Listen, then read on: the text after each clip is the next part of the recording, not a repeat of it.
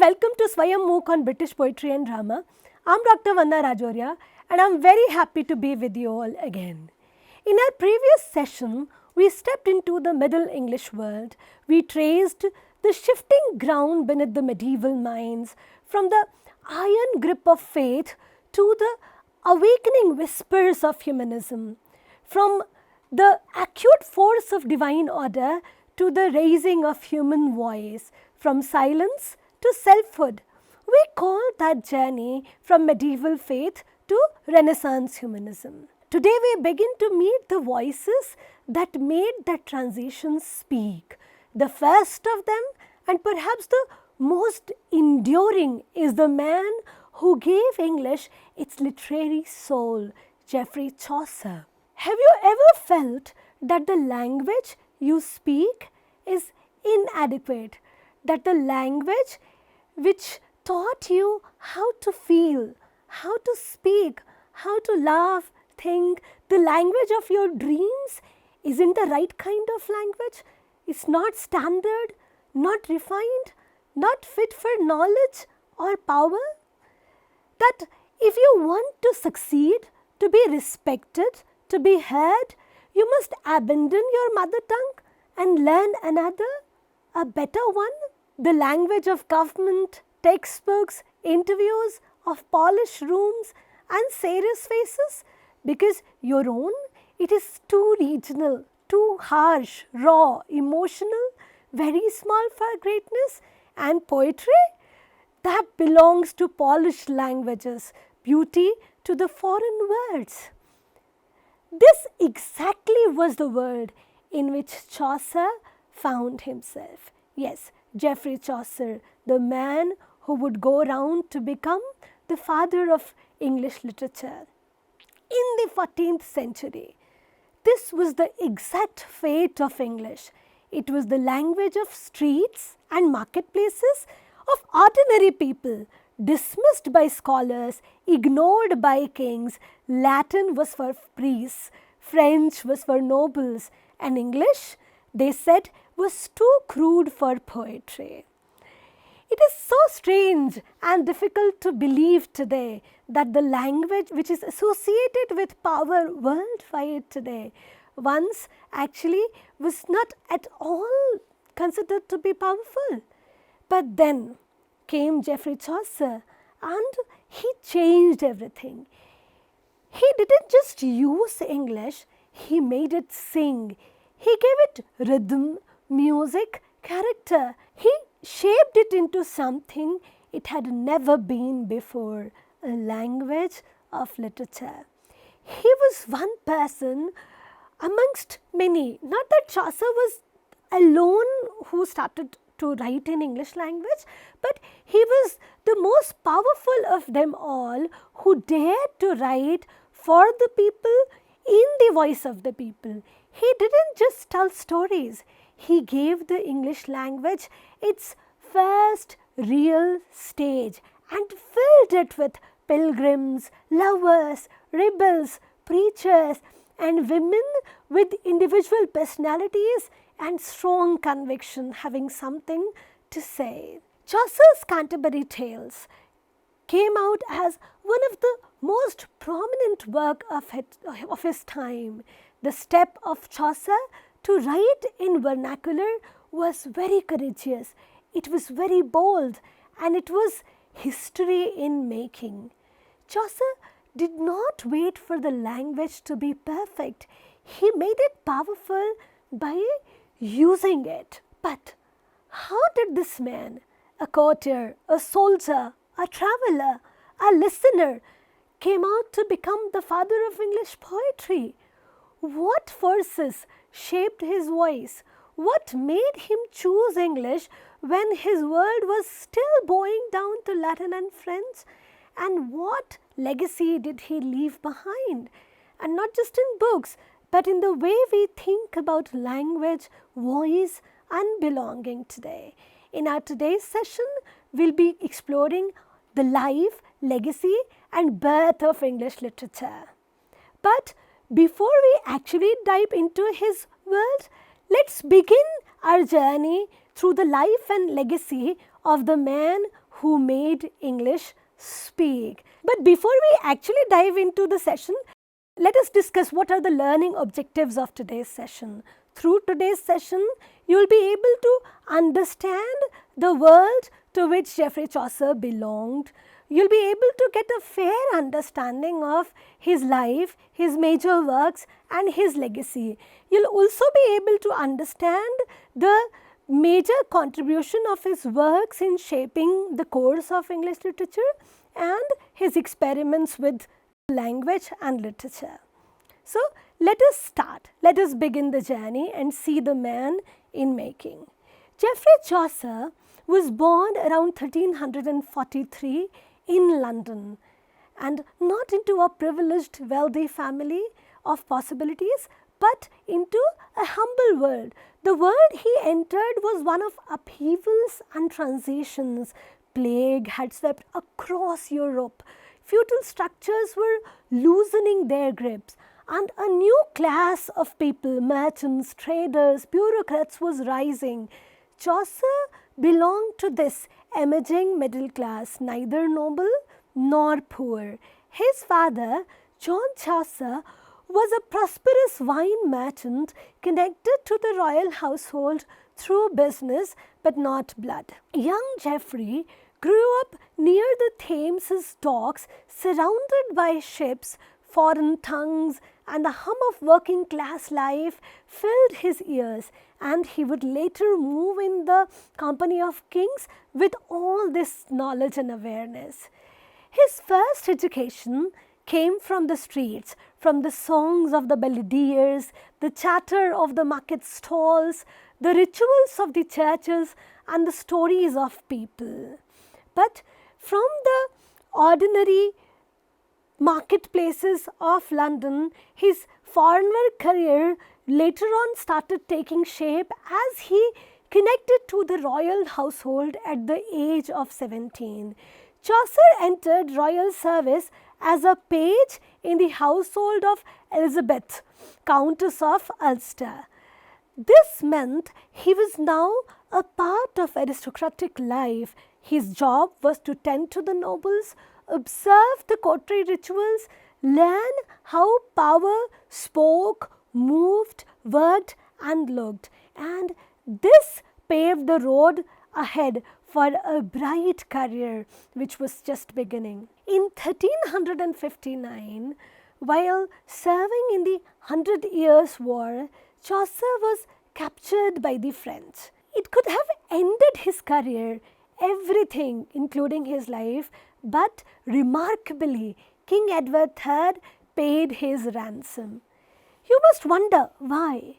Because even as a young man, Chaucer was already valuable because he had shown his potential, his gifts. He was loyal, he was capable, and he was intelligent, and he had made the world feel it.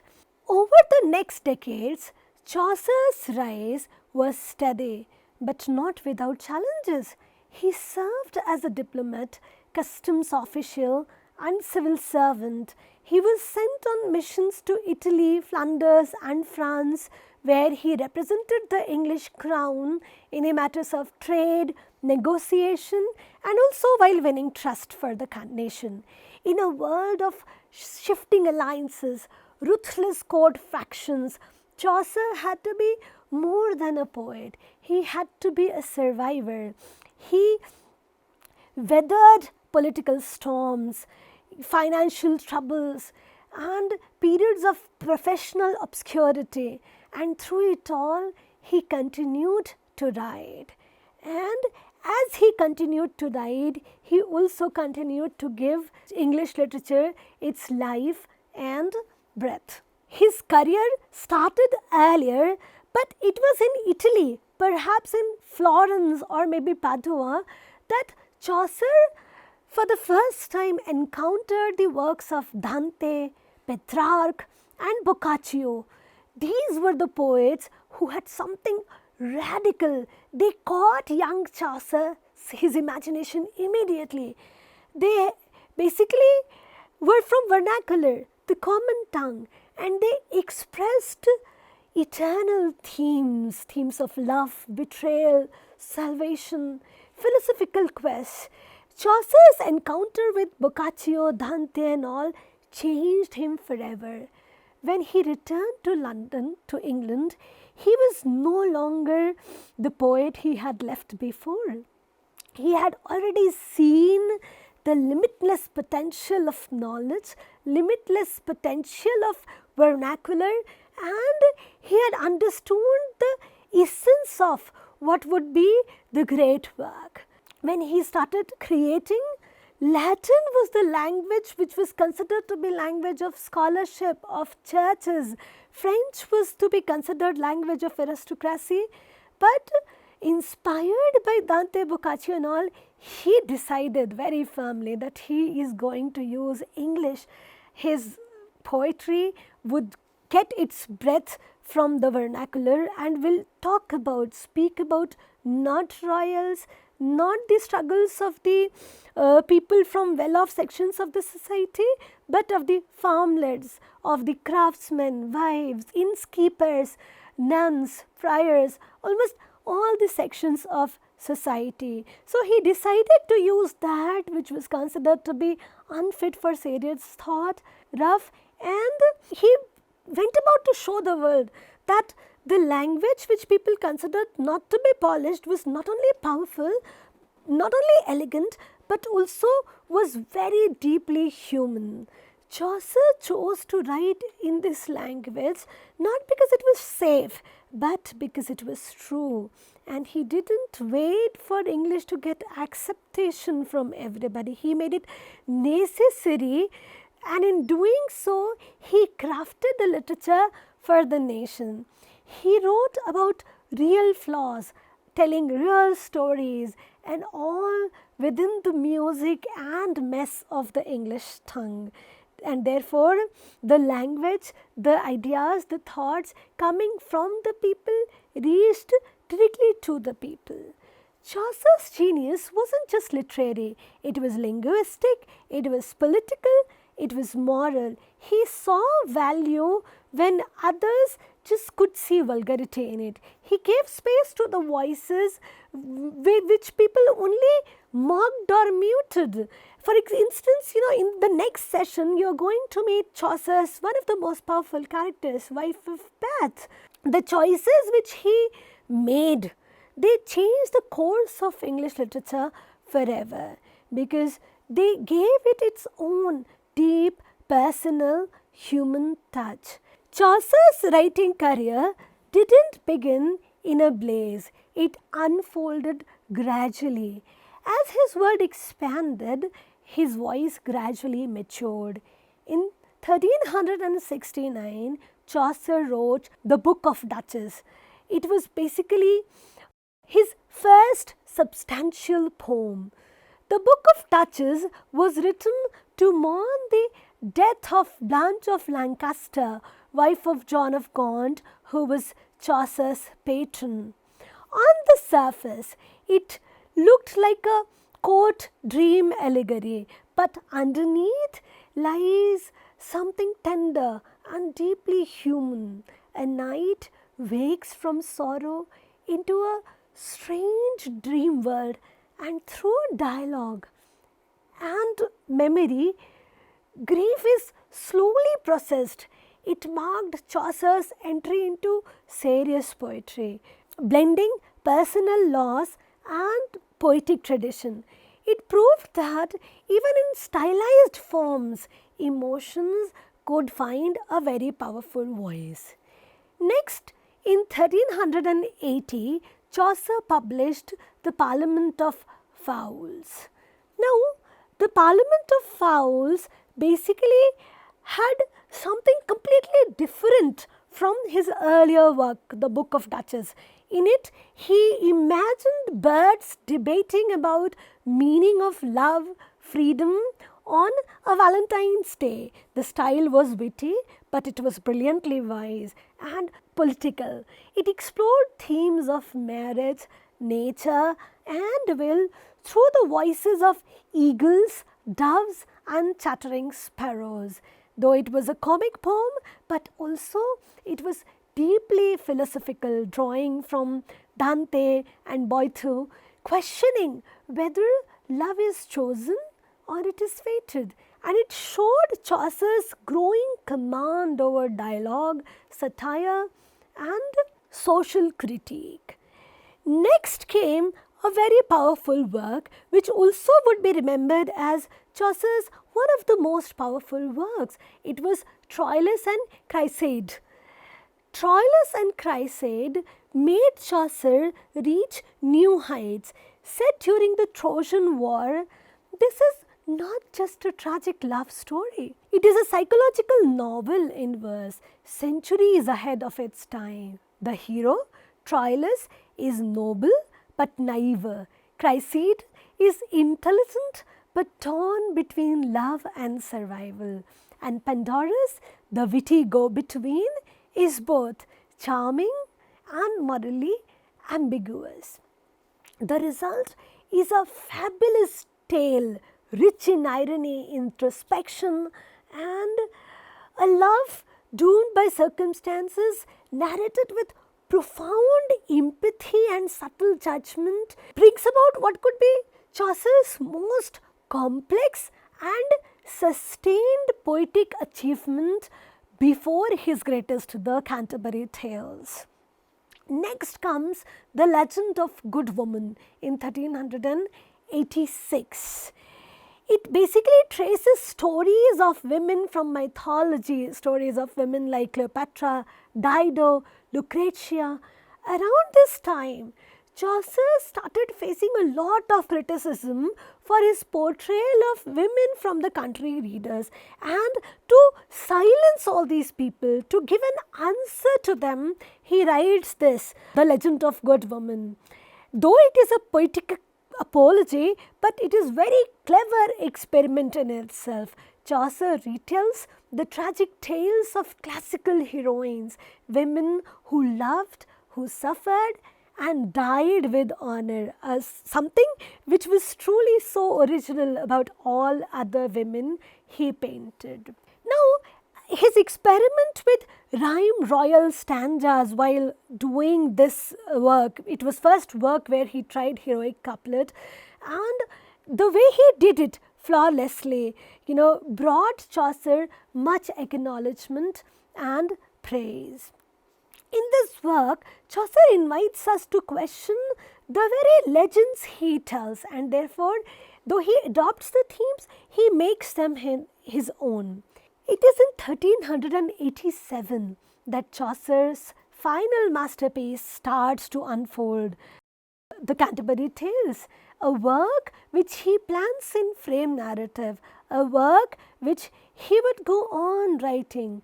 Canterbury Tales is a living tapestry of voices across the different sections of society. You find pilgrims, you find nun, friar, knight, parson, our own wife of Bath, and scholars, and so on and so forth.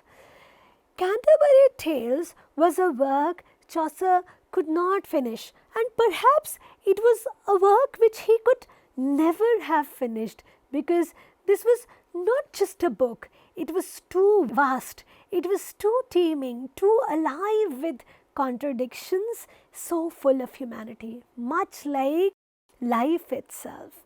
So looking at Canterbury Tales, you basically get to look at the world of Chaucer in its entirety. Premise of Canterbury Tales was simple, even humble. 30 pilgrims from different walks of life, a knight, a miller, a nun, a merchant, a widow, and many more. They all set out on a springtime journey from Southwark, London, to the shrine of St. Thomas Becket in Canterbury.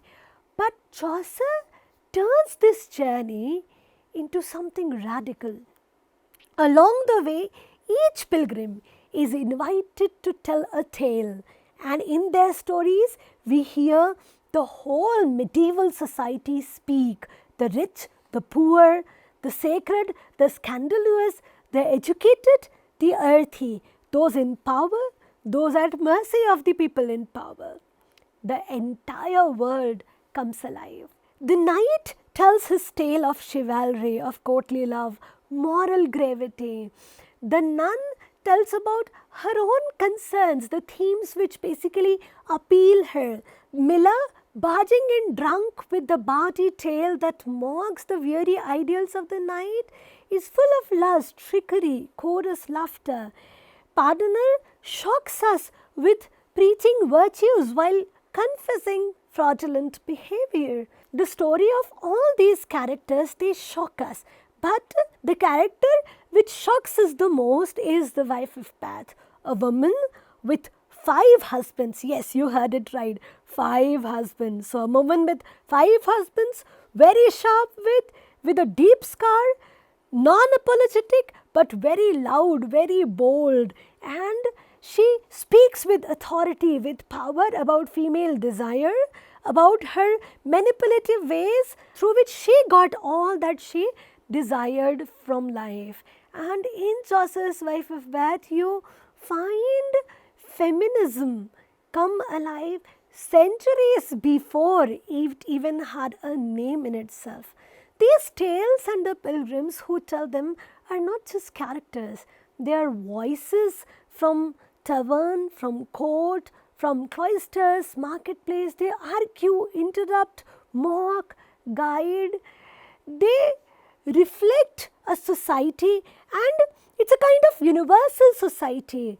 And through them, Chaucer creates something unprecedented. You could find them even today, the people, their voices.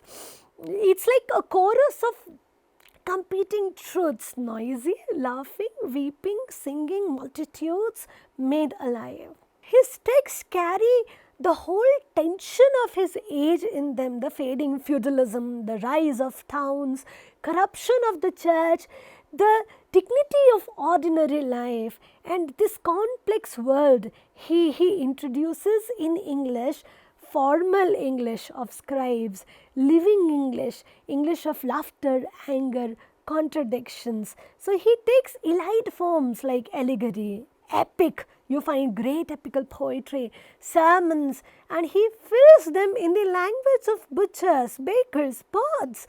Something revolutionary. So when he says, when that April with his shore suit, it appears that, he's making English breathe.